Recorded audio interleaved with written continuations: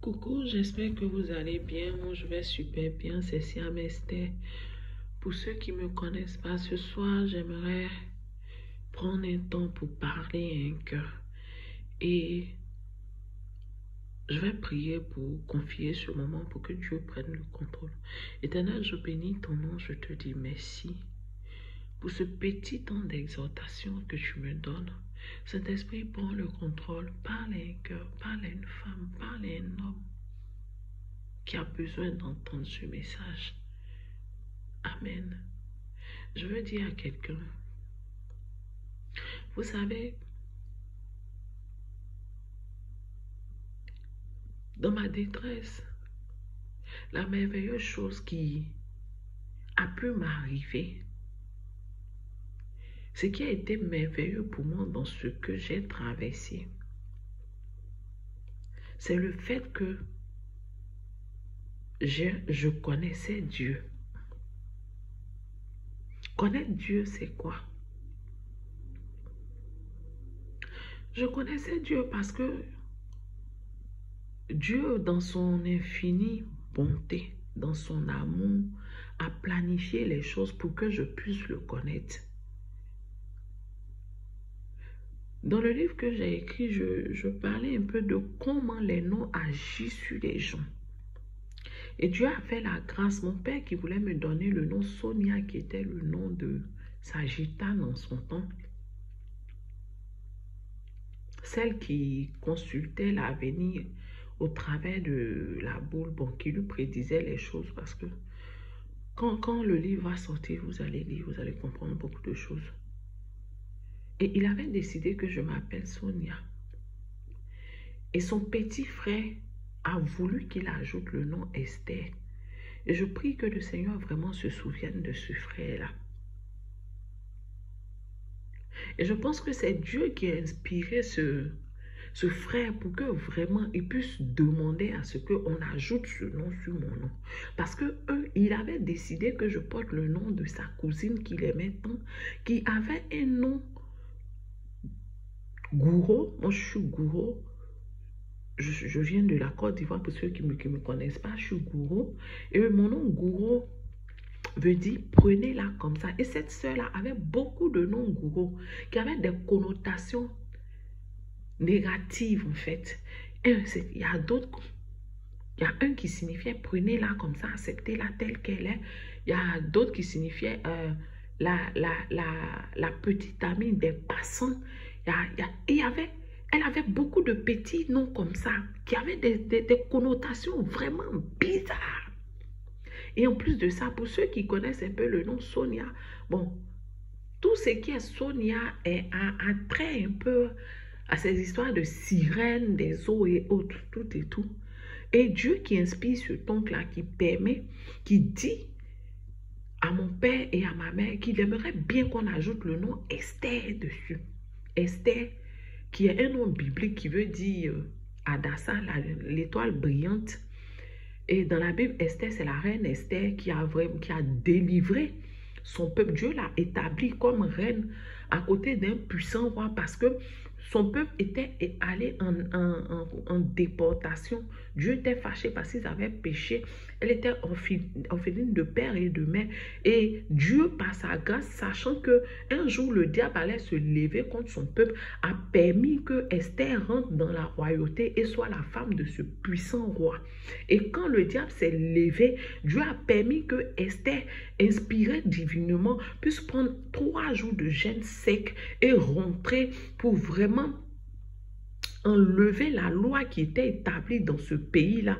Tant que le roi t'a pas dit, même si tu es son épouse, tant que le roi t'a pas dit, viens vers moi, tu viens pas vers lui. Si tu oses rentrer, on devait te tuer. Et Esther a pris ce temps-là parce qu'elle devait aller plaider pour le peuple, que le diable s'était levé à travers Aman pour exterminer le peuple.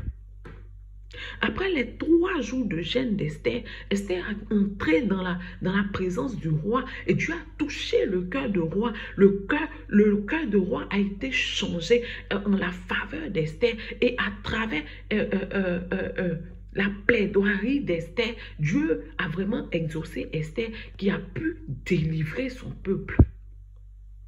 Et voilà un peu l'histoire d'Esther, le nom que cet oncle a voulu qu'on me donne.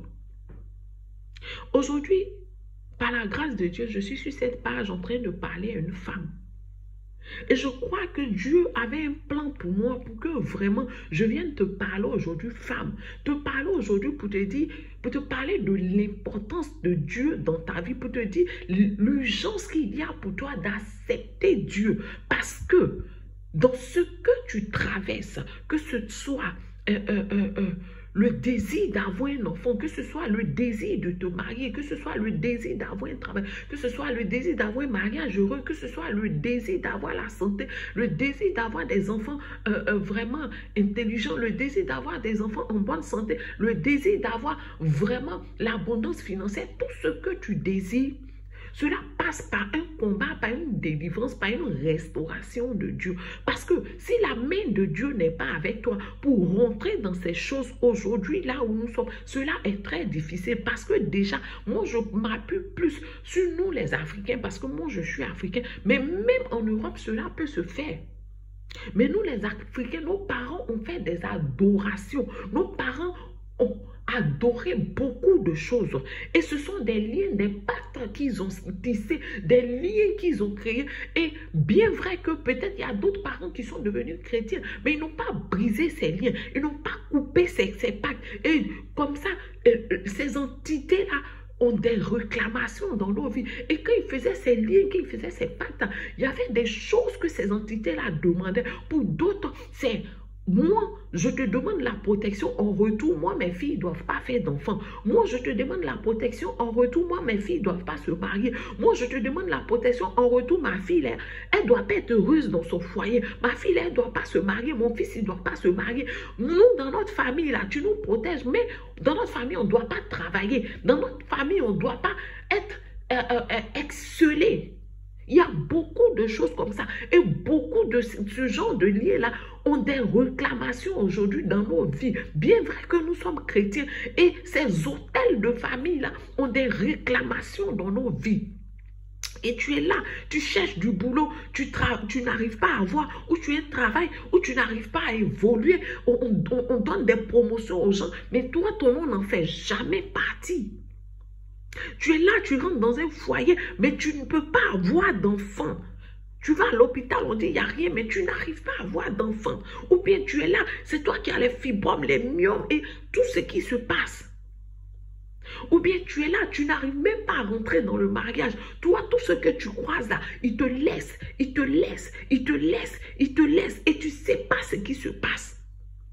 Mais tous ces liens que nos aïeux ont eu à faire, tous ces pactes que nos aïeux ont eu à tisser, cela parle dans nos vies, cela parle dans nos vies. Et il est important pour toi de véritablement t'attacher à Dieu pour que Dieu, par sa main puissante, puisse vraiment faire taire ces réclamations-là dans ta vie, pour que Dieu vraiment puisse renverser ces hôtels de famille-là, casser ces liens, briser ces liens-là, afin que ces réclamations-là cessent dans ta vie, pour que tu rentres dans un mariage heureux, pour que tu puisses avoir l'enfantement que tu cherches, pour que tu puisses avoir le travail que tu cherches, pour que tu puisses exceller dans le travail où tu es, pour que tu puisses avoir la santé excellente que tu cherches, pour que tu puisses avoir ce que tu cherches. Amen. Je veux dire à une femme, il est important pour toi de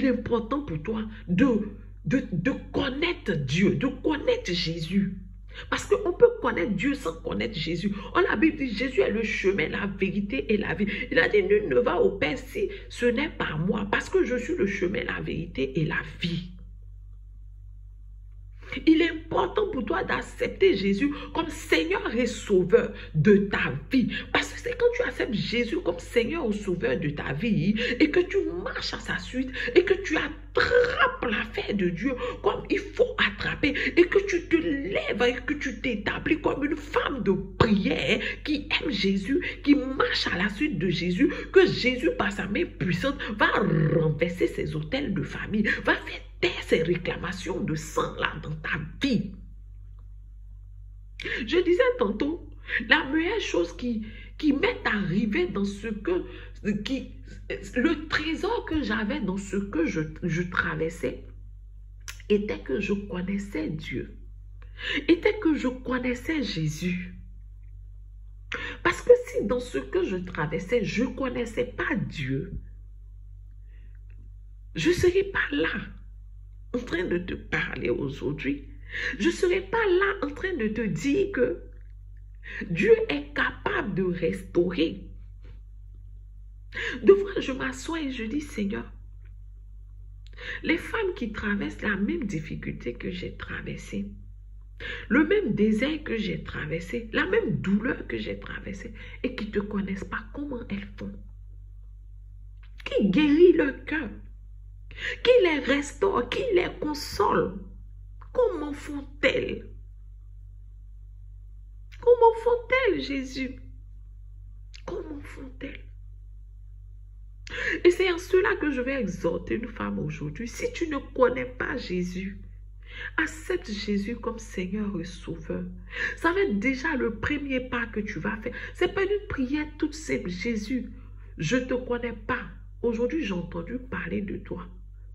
Et je décide de t'accepter comme Seigneur et Sauveur de ma vie. Prends ma vie. Viens être le maître de ma vie. Et tu vas voir que l'Esprit Saint va venir dans ta vie. Il y aura une paix, une joie dans ton cœur.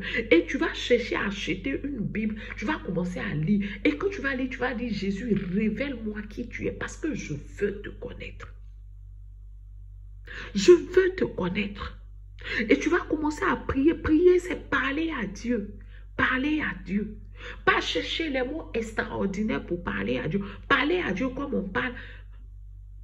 Pour quelqu'un qui vient de commencer, un ami, parce qu'il dit il est l'ami fidèle.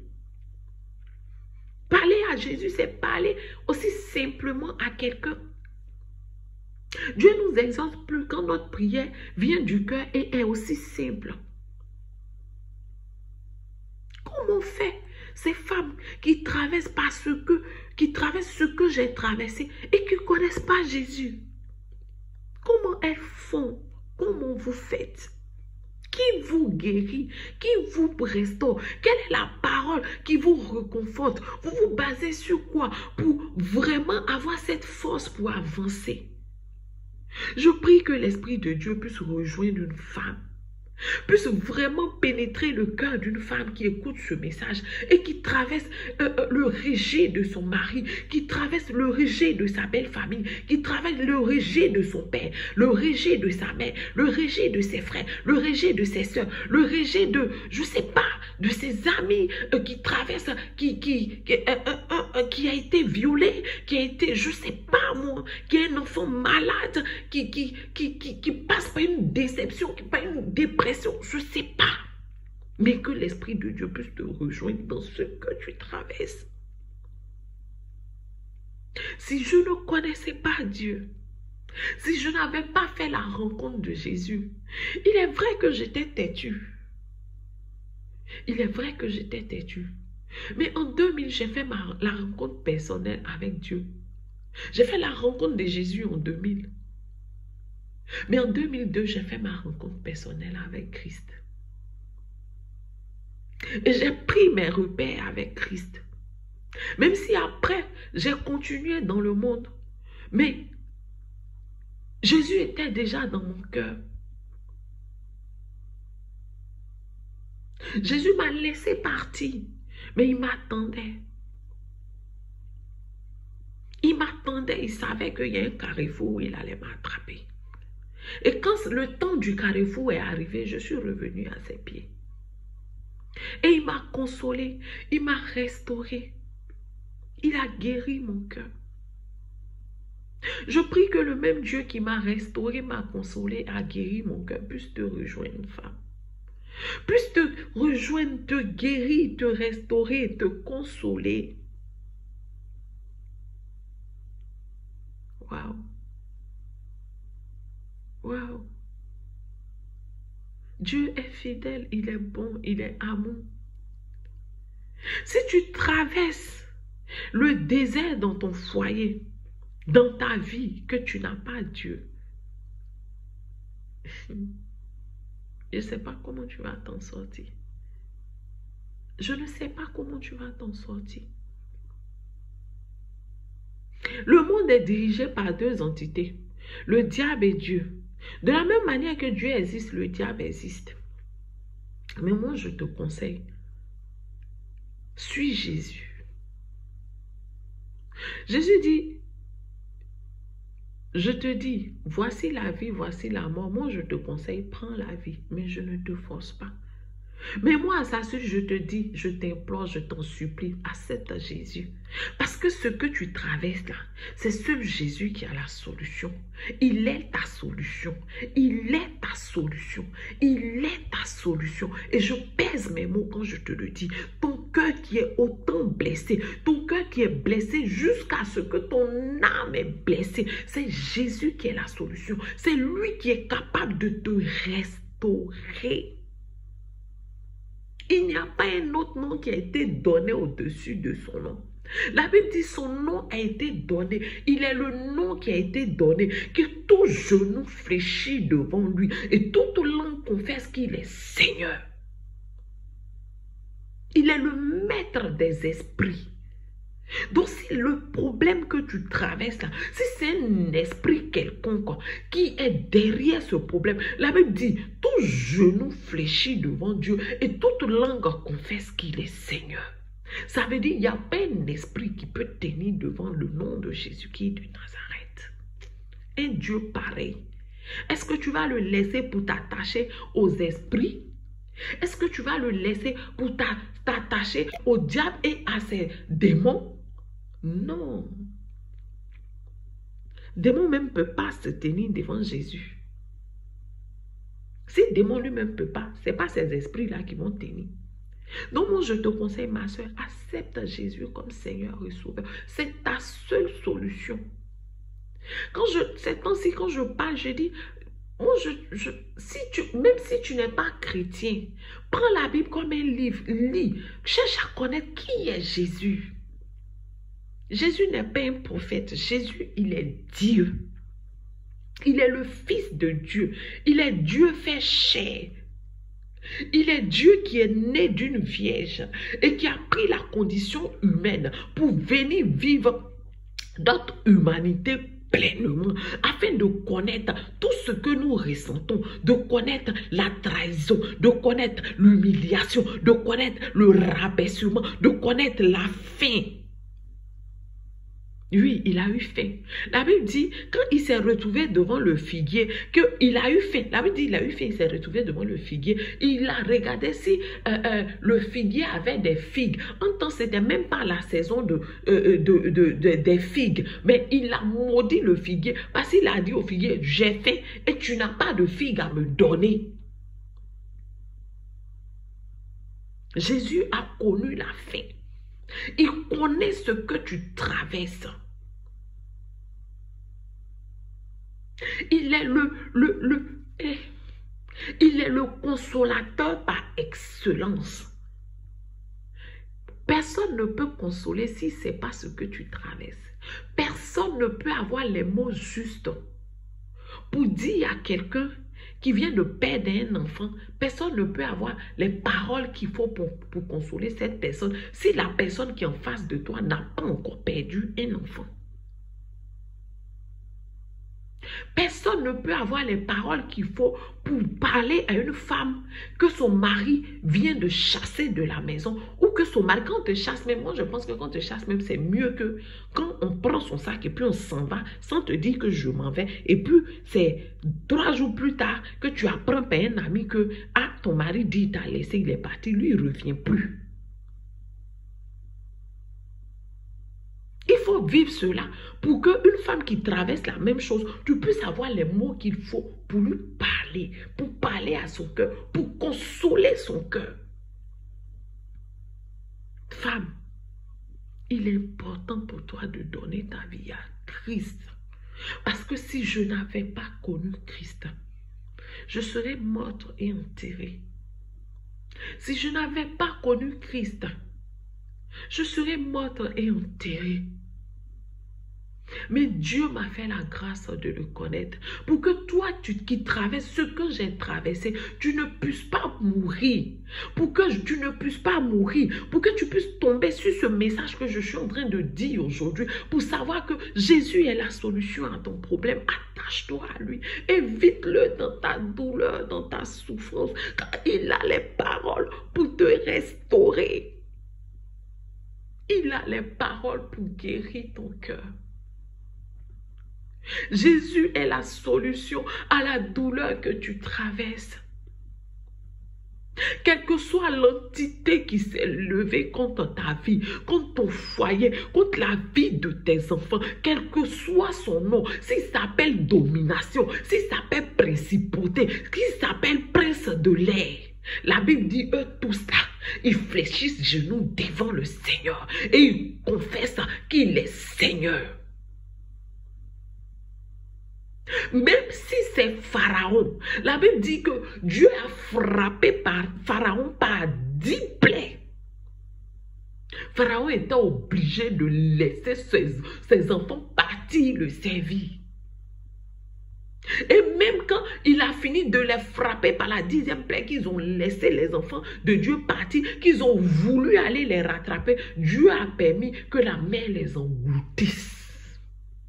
Je veux dire à quelqu'un, si la situation que tu traverses, c'est un pharaon qui est derrière cela, Jésus a déjà réglé le problème de Pharaon.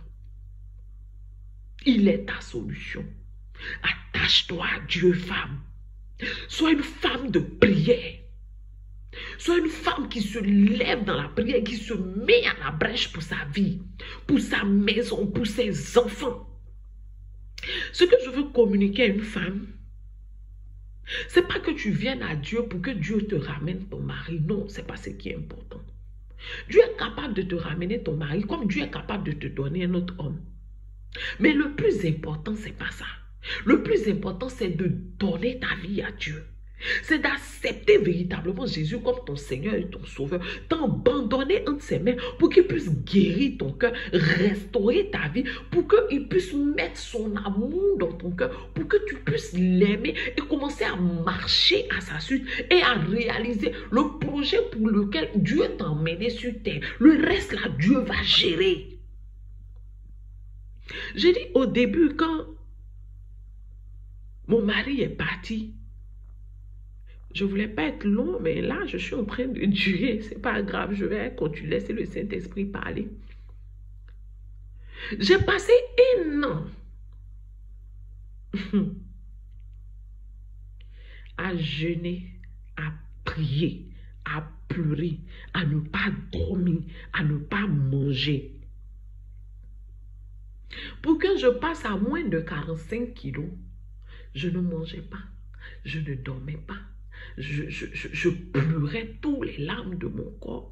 Je jeûnais. J'accumulais des jeûnes d'Esther.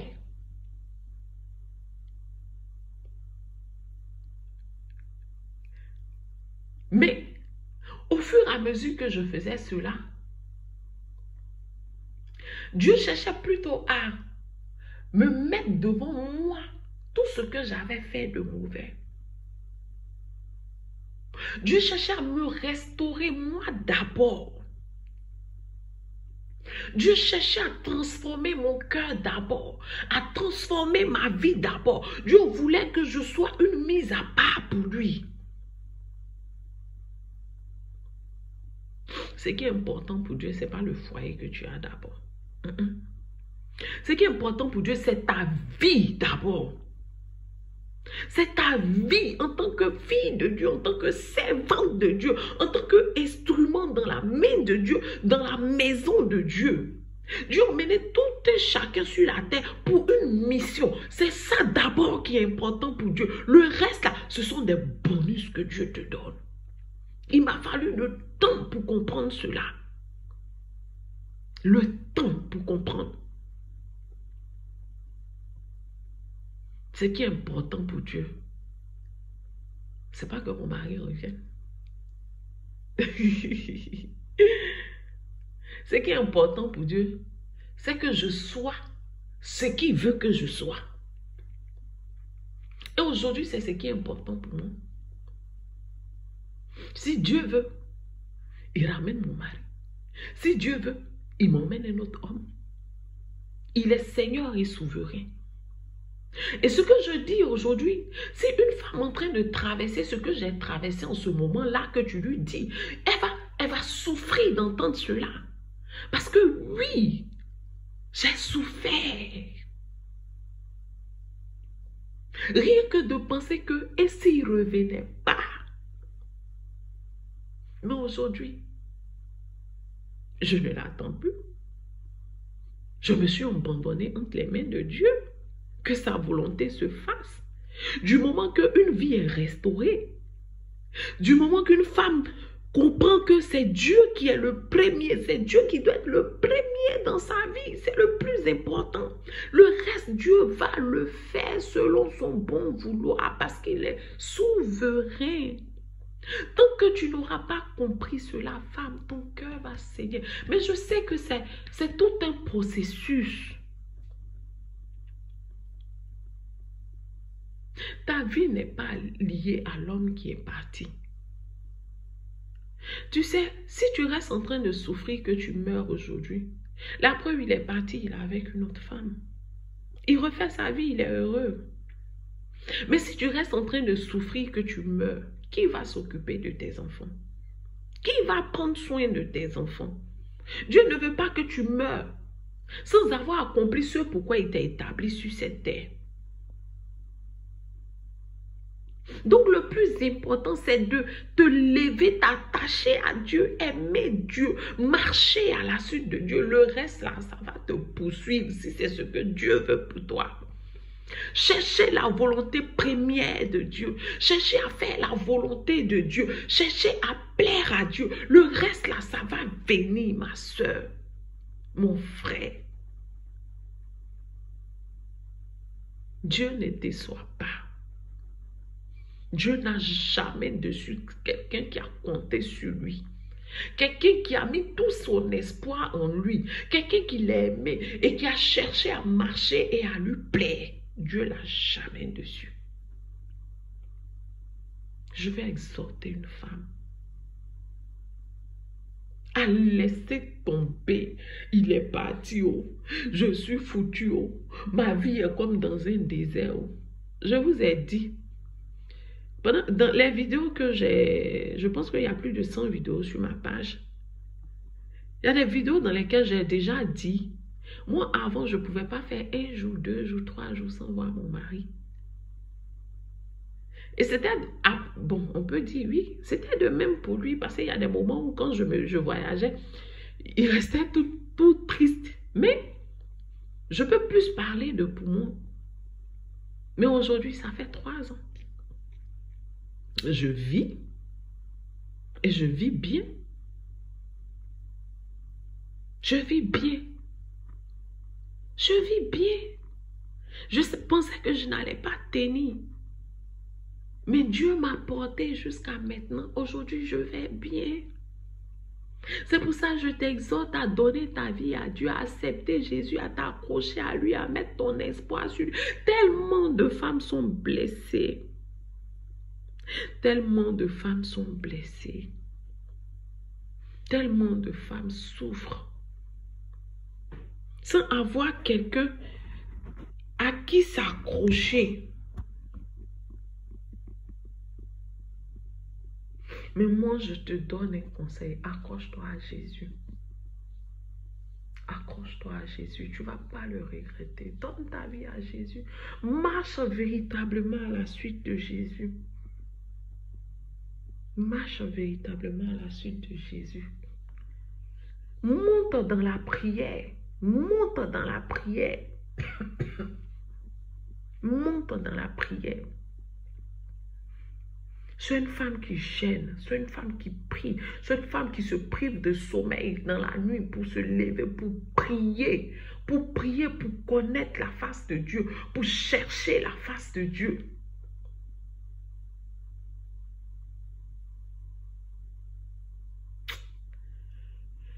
Dieu est fidèle. Dieu est fidèle. Que Dieu puisse rejoindre quelqu'un afin que véritablement cette personne puisse lui donner véritablement sa vie, puisse vraiment s'accrocher à Dieu, pour que vraiment Dieu restaure sa vie, Dieu restaure son cœur. Sur ce, c'était ce que j'avais à vous dire. Je vous aime, mais Dieu vous aime encore plus. Amen.